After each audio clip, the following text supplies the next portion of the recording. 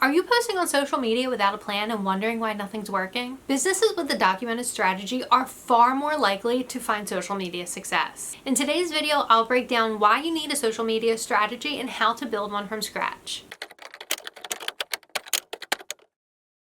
Hey, I'm Brianna and I'm a social media marketer of 10 years and I am on a mission to help business owners, content creators, and other marketers find social media success. Today we're talking all about social media strategies, and I know you're probably thinking, why do I even need one? Well, I'm glad you asked because I'm here to tell you. Having a good social media strategy can help make your life so much easier. Not only will it help you to avoid wasting time, but it will help you to prevent constant fatigue when it comes to social media. It also will give you clarity. It will help you to stay consistent. It will help to make sure that your content is measurable and goal-oriented. And most of all, it will help you to attract the right followers and not just random ghost followers that won't turn into customers. So let's talk about how to create that social media strategy. The first thing you want to do is define your goals. Are your goals to build brand awareness? Are they to drive sales? Are they to drive website clicks? Is it to build an email marketing list? Is it to create a community? Is it for community engagement? These are all things to keep in mind when it comes to deciding on your goals for your social media strategy. And of course, your goals will change over time. That is why when it comes to social media strategy, it is something you want to evaluate every few months. Once you decide on those broader goals, you want to niche down on those goals. Give those goals a specific number. So for example, if your goal is to drive website clicks, say that you want to see a 20% increase in website clicks over XYZ amount of time, or say that you want 20,000 website clicks in XYZ amount of time. Give yourself those hard numbers so that you can see the light at the end of the tunnel, so that it is easier for you to reach those goals,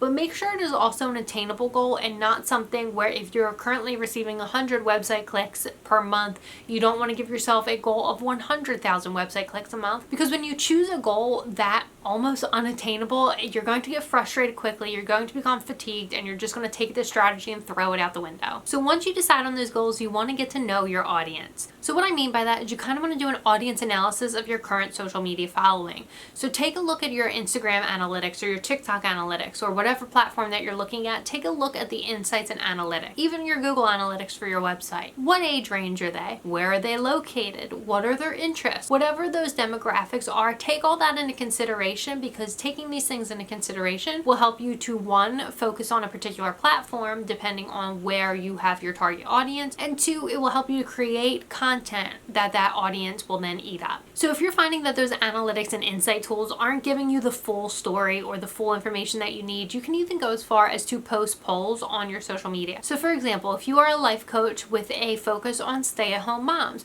you can create an Instagram story that says, hey, stay-at-home moms, what are some problems that you're really running into right now, so that you can find out what it is that your audience is struggling with, and you can use that information to help gear your content. So like I said before, once you get to know your audience and their age range and location and their interests, that's going to help you to pick the right platforms to focus on. So if you can pick 1 to 2 platforms to focus on, that is great. That way you're not spreading yourself too thin, and you're going to take those platforms and really nail down that strategy. Then as time goes on and you're able to master those platforms and your strategy on those platforms, then you can expand. So once you have your goals in mind and your audience figured out and the platforms that you're going to focus on, then you're going to want to create your content pillars. So what your content pillars are is they are categories of content that you will consistently create. So think of them as buckets. You're going to want 3 to 5 buckets, and those buckets are going to be a category each. And all the content that you create is going to fall into one of those buckets. So for example, and this could work kind of for most businesses or services, your content buckets or content pillars could be tips, they could be testimonials, behind the scenes, product demonstrations. If you are a beauty brand, for example, your content pillars could be skincare routines, ingredient highlights, tutorials, behind the scenes. Just think of those content pillars as your buckets. So for example, the evergreen kind of categories that I gave you of tips, behind the scenes, testimonials, and product demos, you can say, okay, this is the content I'm creating this week. Does it fit into one of these buckets?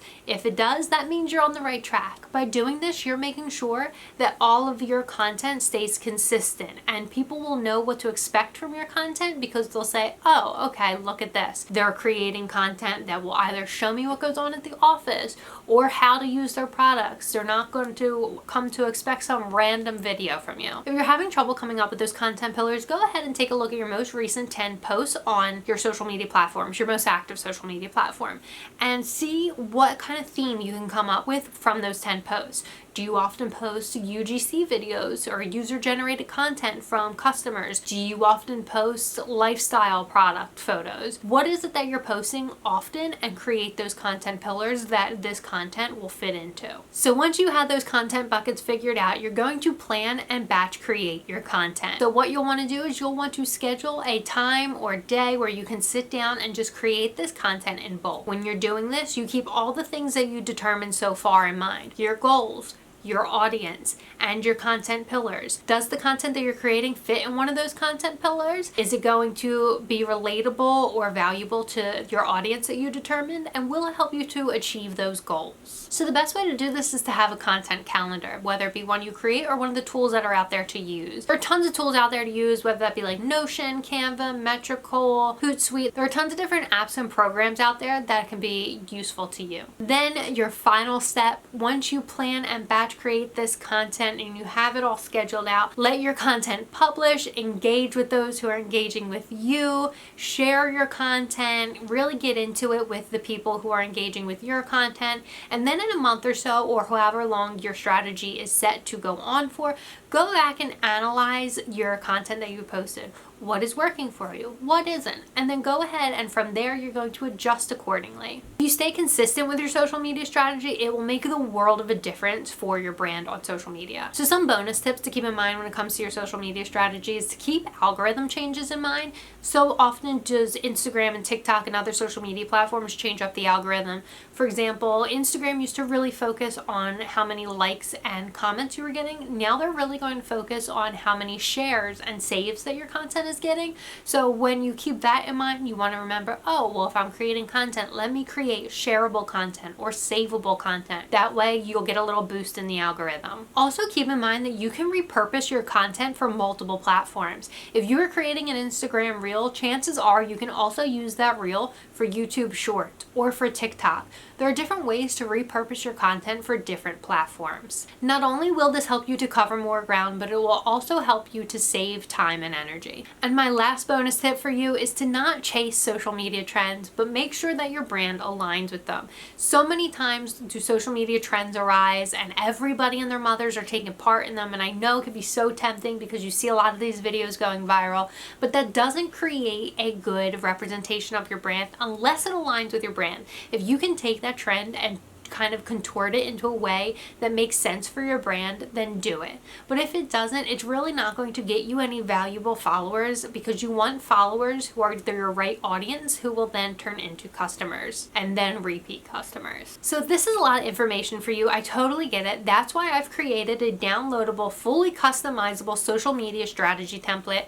I will leave a link to that in the description down below. It has 20 plus fully customizable pages that you can customize right on Canva. It is so easy to use. It has a social media audit, a goals definer, a page for your content pillars. It has a content calendar in it, a vision board.